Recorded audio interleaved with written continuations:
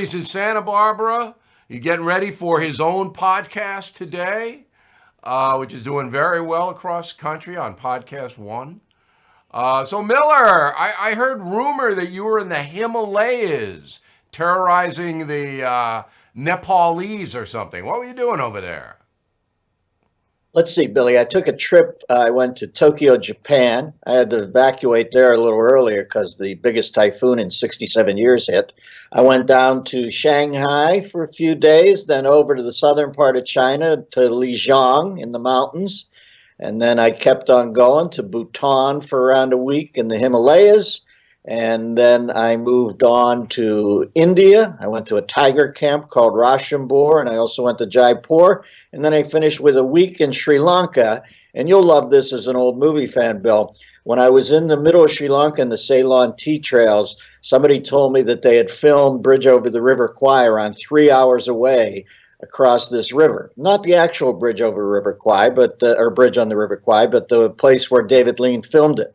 So I rented a car and a driver. We went up to the town. There's nothing there. They don't even know about it. He went around from cafe to cafe, found an old timer who said, yeah, there's something left of that, just a bit of the bridge, not the wooden bridge, the metal on the railroad tracks leading up to it, around a half-hour hike up into the jungle. I went up and found it. I took a Wow. picture of it.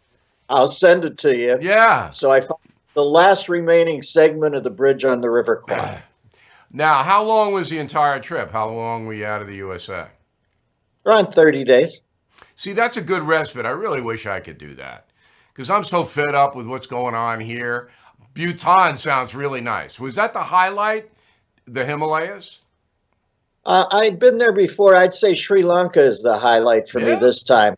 Yeah, Gal Fort on the southern tip is unbelievable. Then I went over to the east side of the island and flew into the interior on a seaplane and landed down in the tea trails on this reservoir called the Aramba Reservoir and rented a house there for a week. I'd say that was the best part. Wow. Now, what do you do there? Can you jump in the water? Is it that kind of a thing?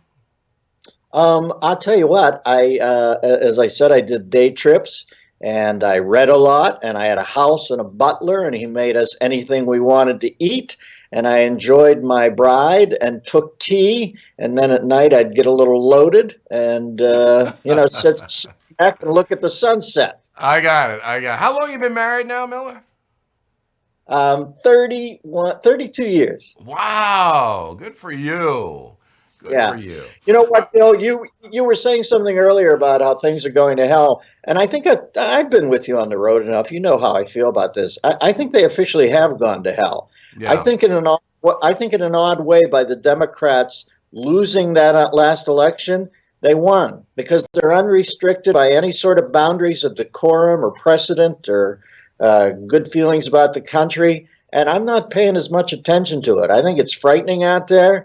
I do think that I think the fact that Mitch McConnell hasn't gone to a simple majority in the Senate on a lot of these things does not augur well for the future. That's all that can be garnered here, because I tell you, the moment they take back the Senate, and history dictates that everything's an ebb and flow, they're going to go to a simple majority. And McConnell, through this misplaced sense of decorum, has decided not to do that. So I don't see the country coming back from this. To me, Trump's the last guy sort of standing.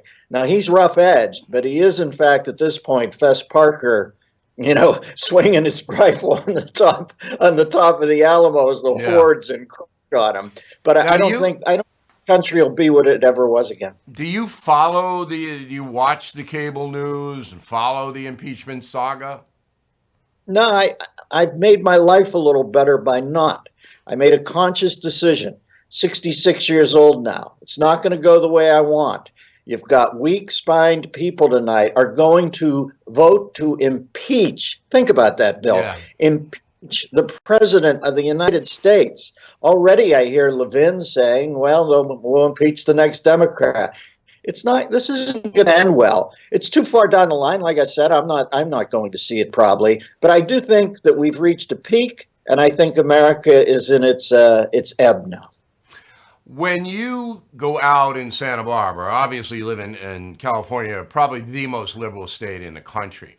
Does Santa Barbara have the problems that San Francisco, Seattle, LA? I mean, you got homeless people all around. You have chaos developing there.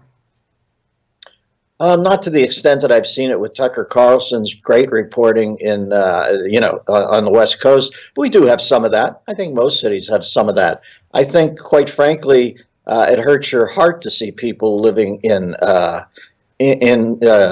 refrigerator boxes and tents. But I will say this: I don't think you do anybody a favor by kind of propping them up like the California government is doing now and having that be their life for the foreseeable future. I don't know what it is. To me, I think you always should push some more funds in at the beginning with training and stuff like that, but tell the people out there there are parameters on it. There is a horizon date. We will give you more than we're giving you now to barely keep you going in perpetuity. We will give you more than that for the next 2 years, but you best learn something and you best get it together and you best clean up, because at 2 years it ends. So Right. I'm for giving more up front, but with parameters. Yeah, I mean, look, you're developing a class of people who see themselves as victims, even if they're addicted to narcotics.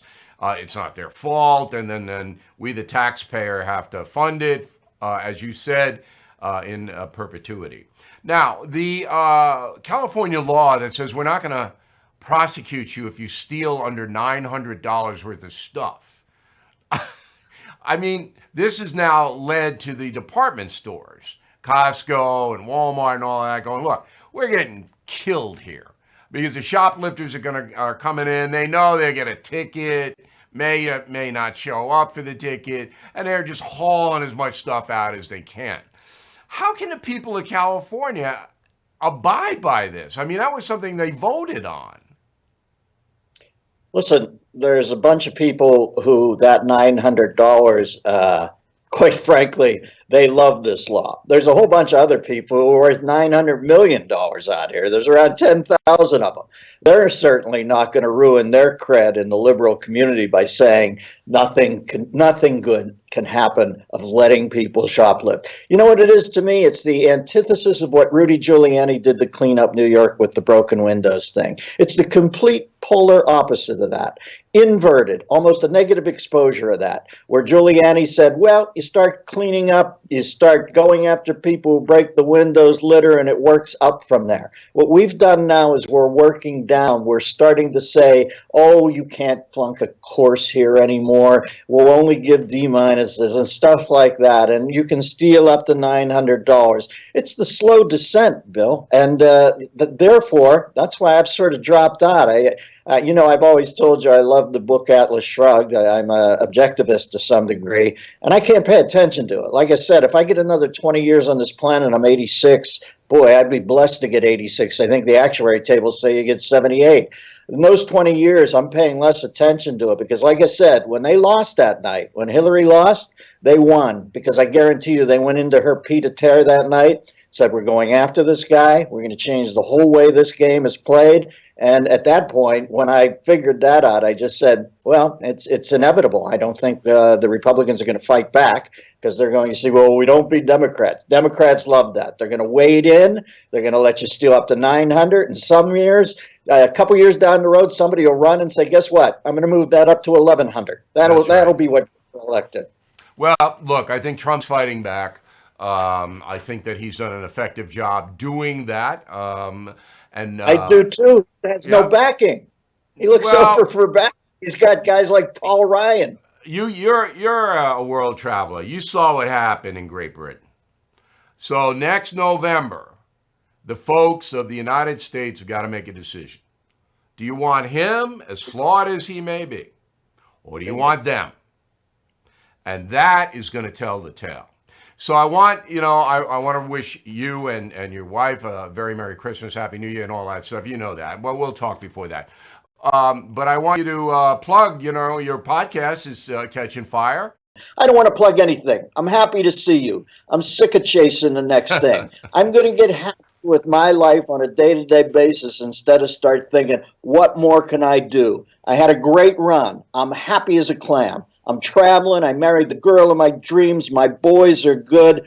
I am paying less attention to this country right now because it breaks my heart, and I'm going to quit chasing the next thing. I'm going to sit in it for a moment and enjoy the health I have at the moment and enjoy my friends, of which All you're right. one. So I got nothing to, brother. All right, but I'm going to get you back, Miller. You wait. You wait.